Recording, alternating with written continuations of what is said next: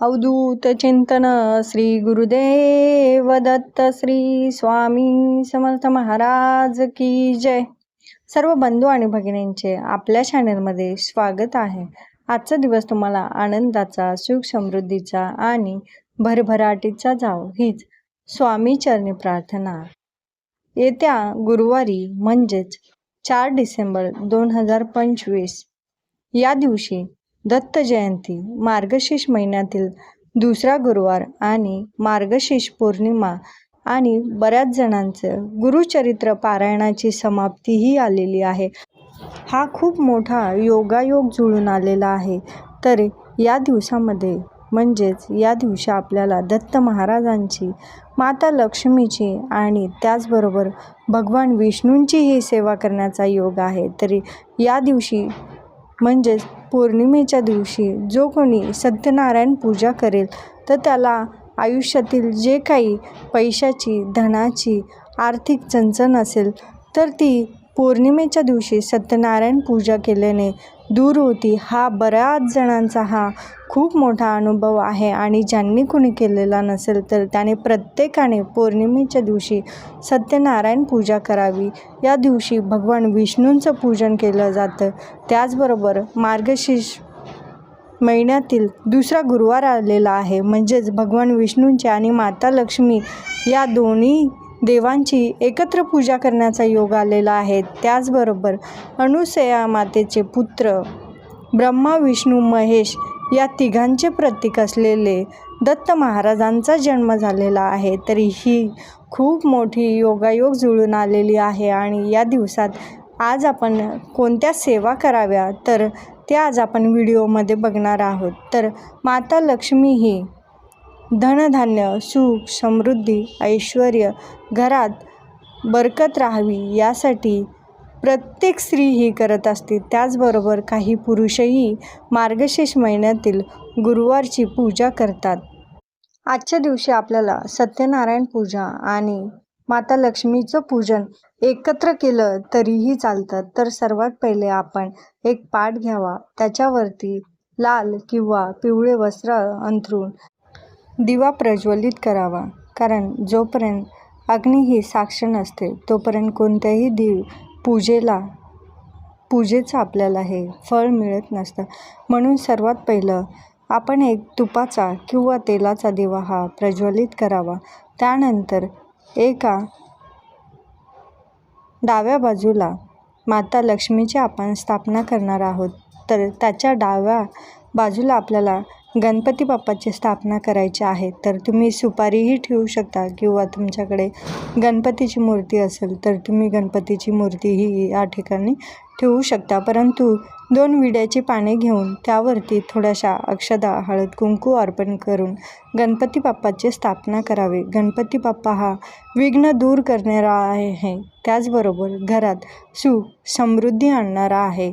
म्हणूनच त्याला सुखकर्ता, दुःखहर्ता असं म्हटलेलं आहे. तर गणपती बाप्पाची स्थापना झाल्याच्या नंतर मध्ये आपल्याला थोडेसे गहू किंवा तांदूळ पाटावरती टाकून त्यावरती आपल्याला अष्टदल कमल काढायचं आहे आणि एक तांब्याचा कलश घेऊन त्याच्यामध्ये साधारण हळद, कुंकू, अक्षता, सुपारी किंवा दुर्वा साधारण 5 वस्तू त्या कलशामध्ये टाकून आपल्याला त्याच्यावरती 5 झाडांची 5 पाने किंवा मग दगडे आपल्याला त्यामध्ये ठेवून त्या व कलशावरती आपल्याला एक श्रीफळ म्हणजेच एक नारळ ठेवायचा आहे. आणि आपल्याकडे जर मुखवटा असेल देवीचा तर तो मुखवटा आपल्याला त्या ठिकाणी त्या कलशावरती ठेवायचा आहे. तर ही झाली आपली माता लक्ष्मीची मांडणी. त्याचबरोबर माता लक्ष्मीच्या डाव्या बाजूला गणपती बाप्पाचं स्थान आहे आणि उजव्या बाजूला भगवान विष्णूंचं स्थान आहे. म्हणून उजव्या साईडला ज्या ठिकाणी आपण पूजा मांडणी केली माता लक्ष्मीची त्यांच्या उजव्या बाजूला बरोबर म्हणजे आपल्या डाव्या हाताला जे की सत्यनारायण पूजेची मांडणी करायची आहे तर त्या ठिकाणी आपण खाली गहू टाकतो. जसं माता लक्ष्मीच्या याच्या ठिकाणी आपण तांदूळ ठेवले तसं इथे थोडेसे गहू टाकून त्यावरती कलश ठेवायचा आहे. त्याच्यामध्येही 5 पाने टाकायचे आहेत. त्या कलशाला 5 हळदी कुंकवाची बोटे खालून वरती ओढून त्याच्यामध्ये 5 विड्याची पाने ठेवून त्या विड्याच्या पानावरती एक तांदळाने भरलेली प्लेट ठेवून त्याच्यावरती बाळकृष्णाची मूर्ती आपल्याला ठेवायची आहे. तर ही अशा प्रकारे आपल्याला मांडणी करायची आहे. तर सगळ्या देवतेला हळद कुंकू फुलं अर्पण करून अशी आपल्याला पंचोपचार पूजा करायची आहे. मग तुम्ही सायंकाळच्या वेळेला, कारण आपण सत्यनारायण पूजा ही सायंकाळी प्रदोष समयीच करत असतो आणि माता लक्ष्मीची तुम्हाला जमलं तर तुम्ही दुपारीही करू शकता किंवा संध्याकाळच्या वेळेसही तुम्ही कथाही वाचू शकता आणि पूजा मांडणी ही केव्हाही केली तरी चालते. तर पहिलं तुम्हाला माता लक्ष्मीचं कथा पठण करायचे असेल तर तुम्ही तेही करू शकता किंवा सत्यनारायण पूजा सायंकाळच्या वेळेला दोन्हीही केलं तरीही चालतं. आता सर्वात महत्त्वाची गोष्ट म्हणजे ज्यांना मासिक पाळी आलेली असेल तर त्यांना फक्त उपवास करता येईल, पूजा मांडणी ही करता येणार नाही. तर त्यांनी फक्त उपवास करावा आणि पुढच्या महिन्यात जो काही दुसरा गुरुवार येईल, म्हणजे या महिन्यात आपल्याला 4 गुरुवार आहेत तर त्यातला एक मिस झाला तर पुढच्या महिन्यातील जो येणारा गुरुवार असेल तर तो गुरुवारी पकडून मग त्या दिवशी आपलं उद्यापन असं करावं. माता लक्ष्मीची सेवा करताना माता लक्ष्मीला प्रिय असलेले लाल फुलं हे नक्की अर्पण करावे आणि आजच्या दिवशी तुम्ही जर कुंकुम अर्चन केलं तर हे खूप प्रभावी सेवा आहे आणि माता लक्ष्मीला हे अतिप्रिय सेवा आहे. त्याचबरोबर आज भगवान विष्णूही साक्ष असणार आहे या सेवेला. तर प्रत्येकाने ही सेवा कुंकुम अर्चनाची करावी. तर काही जणांनी आजच्या दिवशी शक्य असेल तर माता लक्ष्मीला प्रिय असलेल्या कमळगट्ट्याच्या बिया, तर या बियाही अर्पण कराव्या आजच्या दिवशी. सेवा म्हणजे जर तुम्ही 11 वेळेस श्रीसूक्त घेतलं तर माता लक्ष्मी तुमच्या घरातून कधीच निघून जाणार नाही आणि ज्या ठिकाणी भगवान विष्णू असतात त्या ठिकाणी माता लक्ष्मीलाही यावाच लागतं.